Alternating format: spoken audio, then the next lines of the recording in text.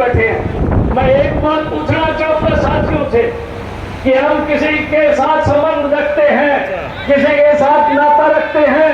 तो हम उसका पता पूछते हैं वो रहता कहाँ पे है।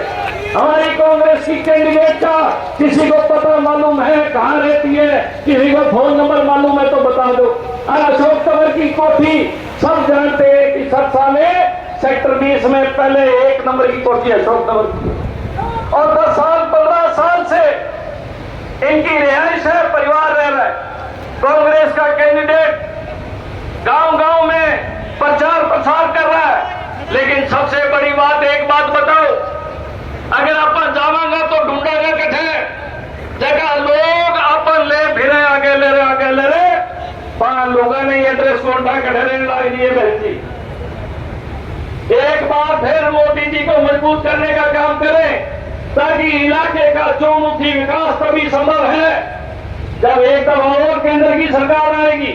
और केंद्र की सरकार बनते ही हरियाणा उसके पीछे पीछे चलता है। हरियाणा में भी माननीय नायब सैनी जी की सरकार भी तीसरी दफा आएगी साथियों।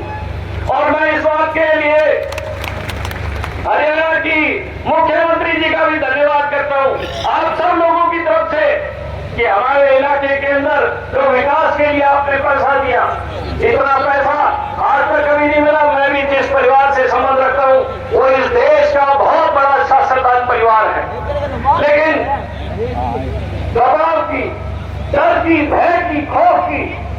क्षेत्रीय दल हमारी मजबूरी थी, हमें तीसरा हिस्सा नहीं मिल रहा था, तीसरा रास्ता नहीं मिल रहा था। और जिस दिन हमें तीसरा रास्ता मिला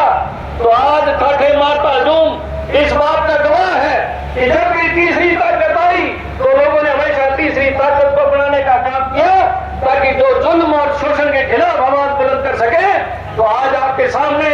ये लोग बैठे हैं, इस इलाके का एक दल था,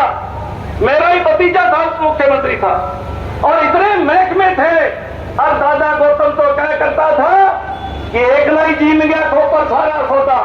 और हम बोल नहीं सकते थे क्योंकि जितने महकमे थे पब्लिक डीलिंग के थे। खेती सारी उम्मीद, इस इलाके की उम्मीद आपसे है साहब, और आप निश्चित तौर पे इस इलाके की उम्मीद को पूरा करने का काम करेंगे, इस बात का हमें विश्वास है और हमारे इलाके के लोगों को विश्वास है कि नहीं? एक बारी कुर्सी में खड़े होके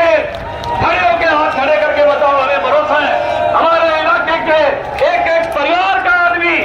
एक परिवार का बच्चा, एक परिवार की माता, एक परिवार की बेटी आपके साथ खड़ी है, एक परिवार का बच्चा कमल के फूल के साथ खड़ा है।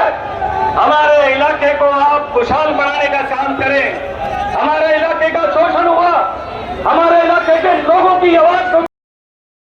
हमारे बहुत ही लोकप्रिय प्रत्याशी आदरणीय नरेंद्र मोदी जी ने जिनको कमल का फूल देकर के भेजा, ऐसे अशोक तंवर जी भारतीय जनता पार्टी के वरिष्ठ नेता मनजिंदर सिंह जी सिरसा, हमारे यहाँ से सांसद सुनीता दुग्गल जी,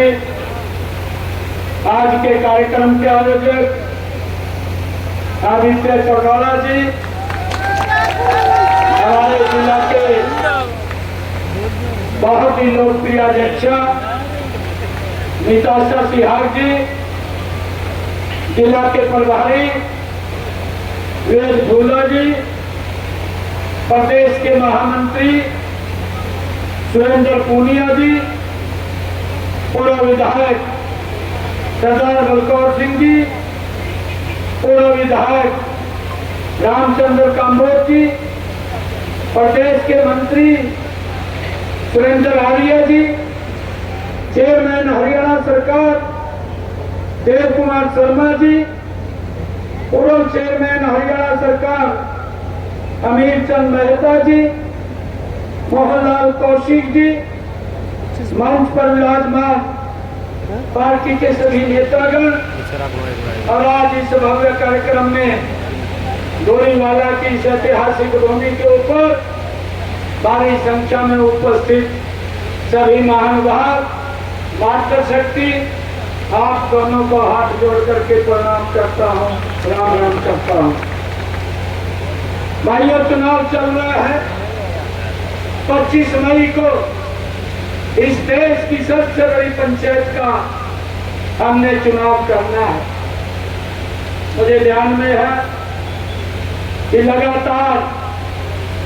2014, 2019 इस देश के लोगों का बड़ा विश्वास नरेंद्र मोदी जी के ऊपर बढ़ रहा है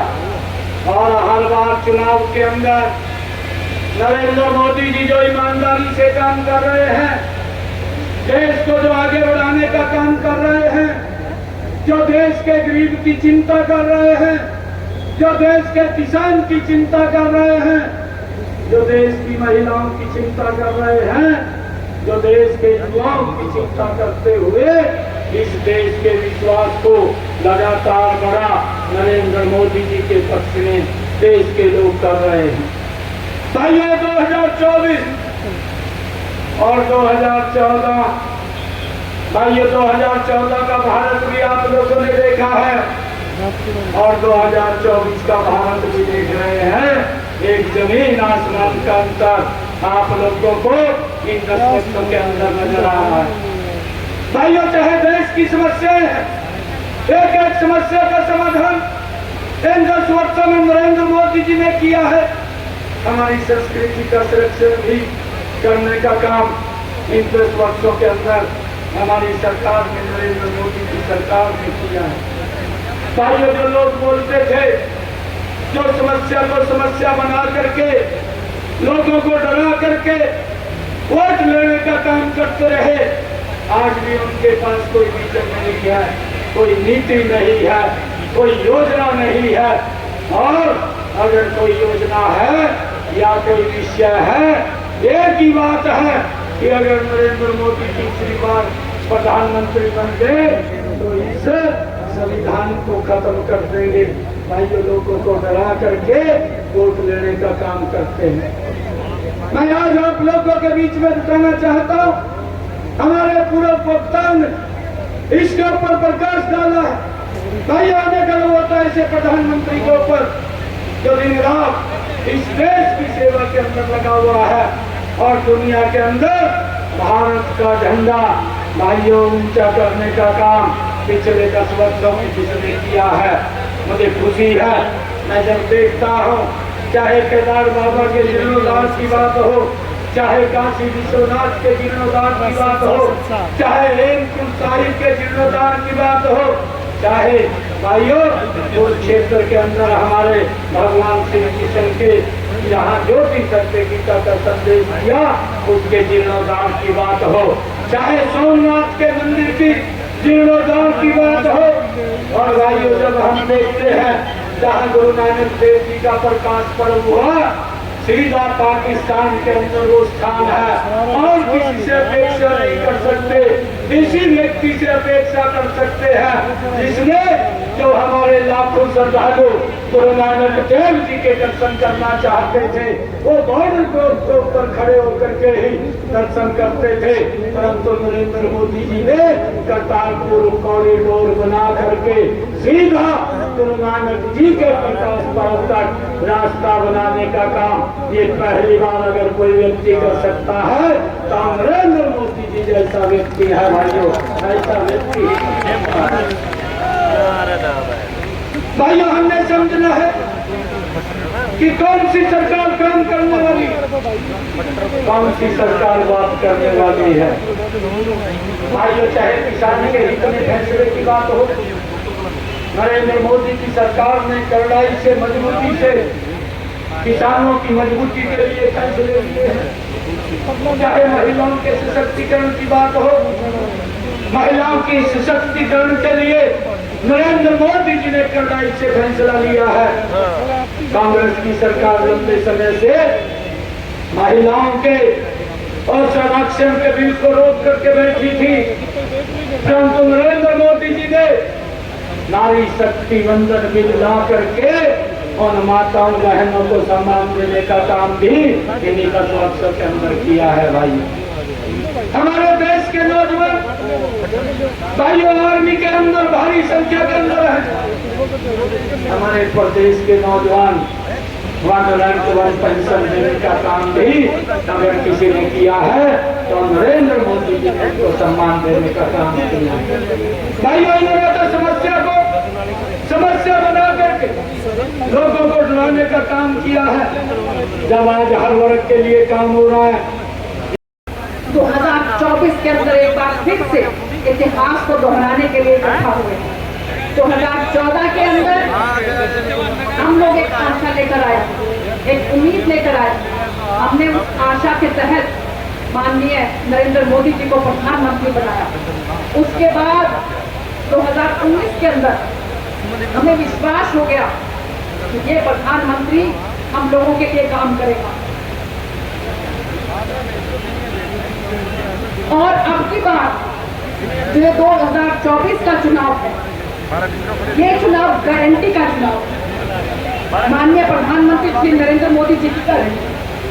तो मैं उम्मीद करती हूँ कि आप सब लोग उनकी गारंटी को देखते हुए 25 तारीख को जोरदार तरीके से हमारे भाई अशोक जी को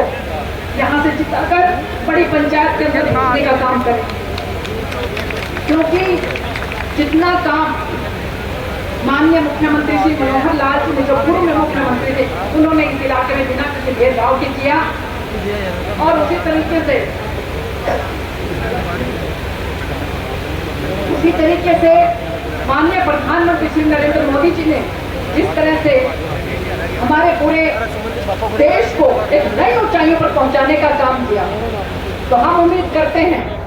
कि आप लोगों ने जैसे 2014 में और जिस तरह से 2019 में माननीय नरेंद्र मोदी जी को प्रधानमंत्री बनाने का काम किया, तो एक बार फिर से और अब की बार का तो हमारा नारा और भी बुलंदियों को छूने वाला है कि अब की बार 400 पार, अब की बार 400 पार, कि 400 को हमने पार करना है। और भारतीय जनता पार्टी के 370